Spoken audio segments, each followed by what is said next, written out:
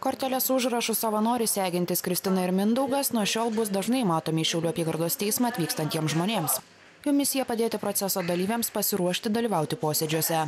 Šiaulių apygardos teismas pirmasis Lietuvoje pradėjęs savanorystės misiją. Tai idėja buvo pasisemta iš įvairios informacijos iš užsienio teismų praktikos.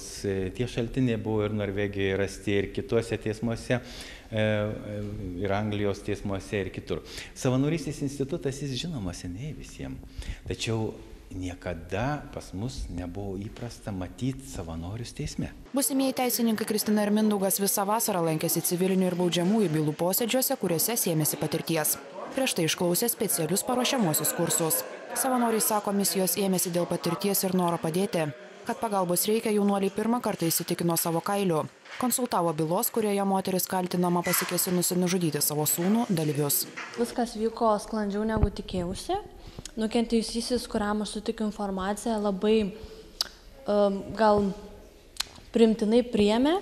Iš tikrųjų ir bendravo ir pasakė savo baimės, tai iš tikrųjų buvo lengva bendrauti, buvo lengva padėti, iš tikrųjų džiaugiuosi. Pasakiau, tai kaip reikės, kokia bus tvarka teisme, teismo posėdžių salėje, tai kaip jisai turės liudyti.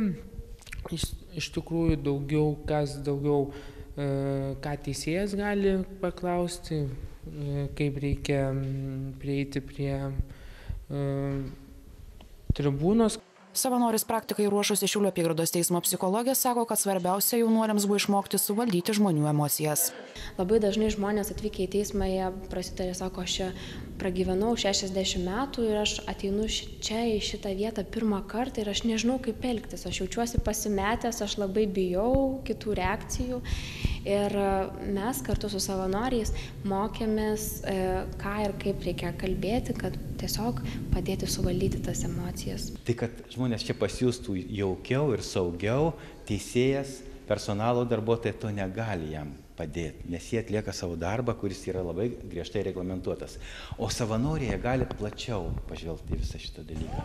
Šiaulių apygardos teisme per vasarą savanorystei ruošėsi 6 jaunuoliai. Jie Šiaurės Lietuvos kolegijoje teisės mokslus kremtantys studentai savanoriais tapę teismui ir kolegijai pasirašius bendradarbiavimo sutartį. Šiaulių apygardos teismo pavyzdžių netrukus gali pasiekti ir kiti šalies teismai. Lina Galkuvienė, Ričardas Apukas, Šiauliai.